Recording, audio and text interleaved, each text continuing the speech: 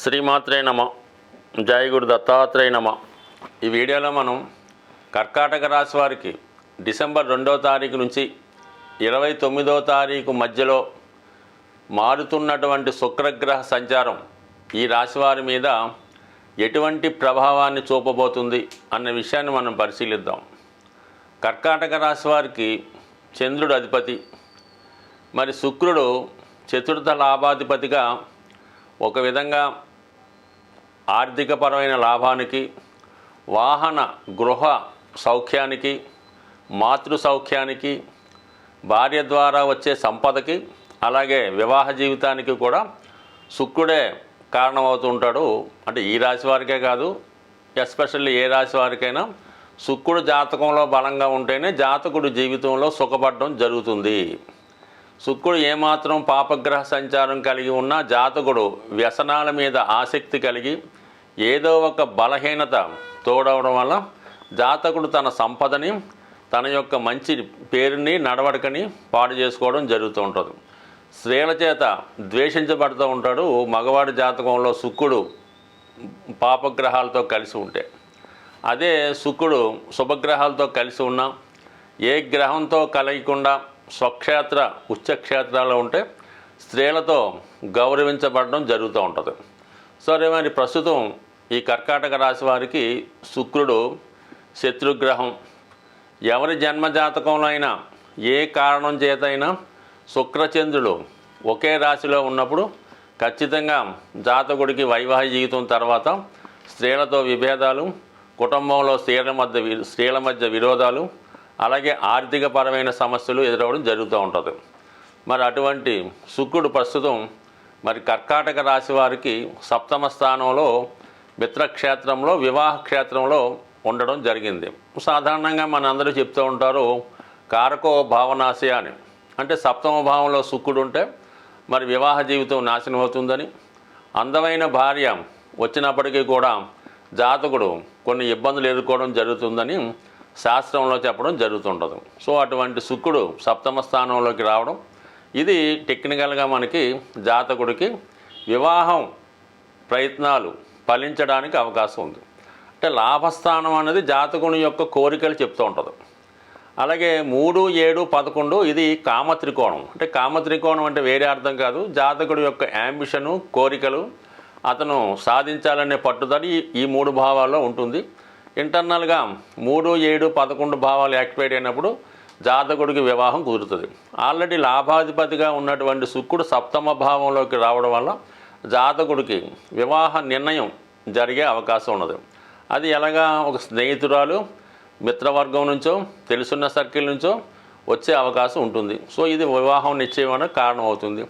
అయితే ముఖ్యంగా ఇప్పుడు ప్రస్తుతం కర్కాటక రాశి యందు కుజగ్రహ సంచారం జరుగుతుంది.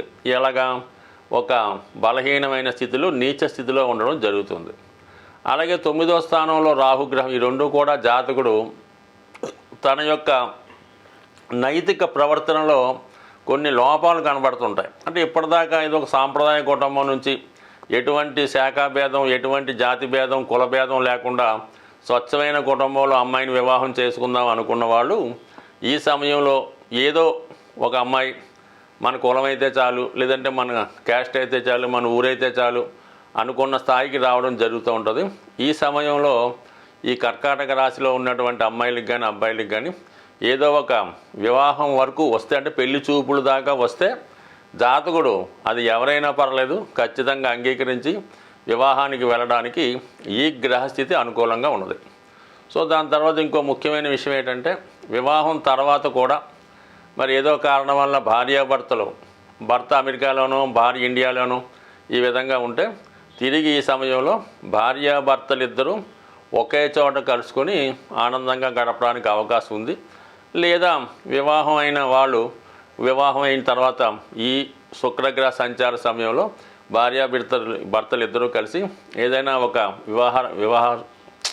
ఏదైనా ఒక పుణ్యక్షేత్రానికో, హానీమూన్కో, విహారయాత్రకో వెళ్ళే అవకాశం ఈ గ్రహస్థితి అనుకూలంగా ఉంది. బట్ ఏదైనా జాతకుడు ఈ సమయంలో ఒక వివాహ సౌఖ్యాన్ని, స్త్రీ సౌఖ్యాన్ని అనుభవించే అవకాశం ఉంది.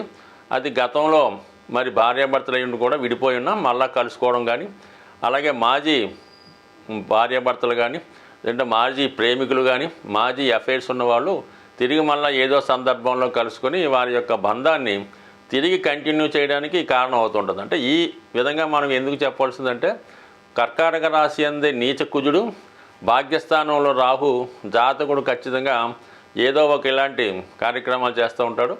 లేని పక్షంలో ఇతర ఆస్తుల మీద, ఇతరులకు ఉన్నటువంటి విలువైన వస్తువుల మీద వ్యామోహం పెంచుకొని నిద్ర లేకుండా గడిపే అవకాశం కూడా ఈ కాంబినేషన్ కామన్గా ఉంది. అయితే ఇదే సమయంలో మరి ఏదన్నా జాతకుడు విదేశ ప్రయాణానికి కానీ, దూర ప్రాంతంలో ఉన్నటువంటి పుణ్యక్షేత్రాలు దర్శించడం కానీ ఈ గ్రహస్థితి చాలా అనుకూలంగా ఉంది. ముఖ్యంగా చతుర్థాధిపతి చతుర్థంలో ఉండడం వల్ల జాతకుడికి ఏదన్నా వాహన సౌకర్యం కానీ, లేదంటే ఒక గృహం విలువైనటువంటి ఖరీదైనటువంటి గృహంలోకి మారడం కానీ, అది అద్దిల్లైనా సొంత ఇల్లైనా జాతకుడికి సౌకర్యాలు ఎక్కువగా పెరుగుతాయి.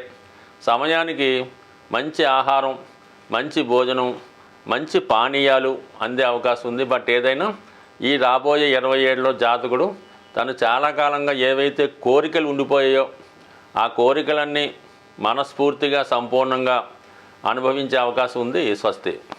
జీవితంలో ఒక జాతకుడు కానీ, జాతకరాలు కానీ వాళ్ళ యొక్క సౌందర్యం, ఆకర్షణ, అందం, ప్రేమ ఇవన్నీ జీవితంలో కలగాలన్నా, ఆఖరికి ఒక జాతకుడు శుభ్రమైనటువంటి వస్త్రాలు ధరించాలన్నా, ఒక మంచి భోజనం చెయ్యాలన్నా, అలాగే మంచి వాహనం కొనుక్కోవాలన్నా, ముఖ్యంగా వివాహ జీవితం ఎటువంటి ఇబ్బందులు లేకుండా సౌకర్యంగా ఉండాలన్నా శుక్రగ్రహ అనుగ్రహం తప్పనిసరి.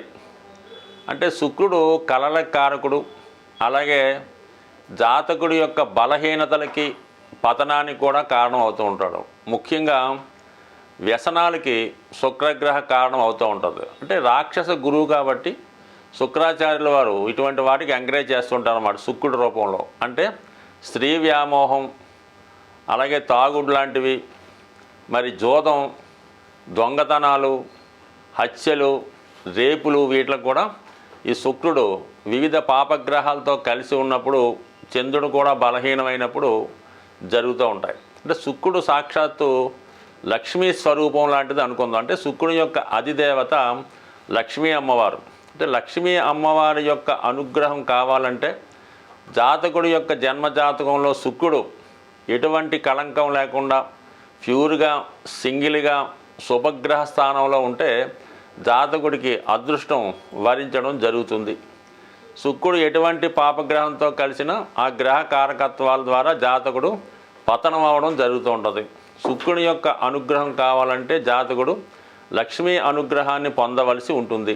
అది పొందాలంటే జాతకుడు స్త్రీలతో గౌరవప్రదంగా వ్యవహరించాలి, భార్యని భార్యగా గౌరవించాలి, తల్లిని తల్లిగా గౌరవించాలి, ఇతర స్త్రీలను కూడా తల్లితో సమానంగా చూడాలి.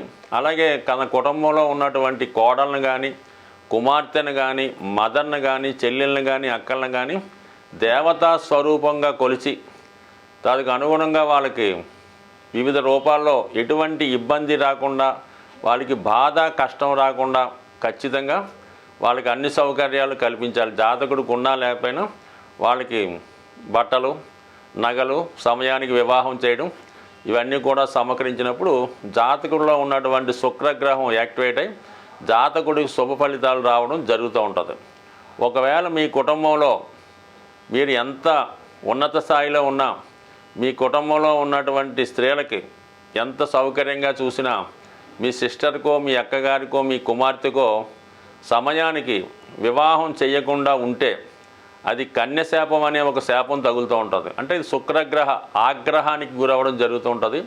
ఆ కారణం వల్ల ఏంటంటే కుటుంబంలో శుభకార్యాలు వాయిదా పడుతుంటాయి, ఆర్థికపరమైన ఇబ్బందులు రావడం జరుగుతూ ఉంటుంది. సాధారణంగా చూడండి, ఎవరి కుటుంబంలో అయినా ఆ కుటుంబంలో స్త్రీలకి వివాహం ఆలస్యం అవుతుందంటే ఖచ్చితంగా ఆ కుటుంబంలో ఆర్థిక సమస్యలు ఉంటాయి, లేదంటే ఆ కుటుంబ యజమాని బాధ్యతారహితంగా వ్యసనపడి ఉండడం జరుగుతుంటుంది. ఇవన్నీ తొలగాలంటే శుక్రగ్రహ అనుగ్రహం నిమిత్తం ప్రతి శుక్రవారం, కొన్ని ప్రాంతాల్లో గురువారం, ఎప్పుడైనా పర్లేదు ఆ రోజు లక్ష్మీ అమ్మవారి అనుగ్రహానికి అమ్మవారిని విధి విధానంగా పూజ చేస్తూ మరి ఖచ్చితంగా లక్ష్మీ స్తోత్రం, శ్రీ సూక్తం, కనకదారా స్తోత్రం లాంటివి చదువుతూ కంపల్సరిగా విష్ణు సహస్రనామాన్ని కూడా పారాయణ చేయాలి.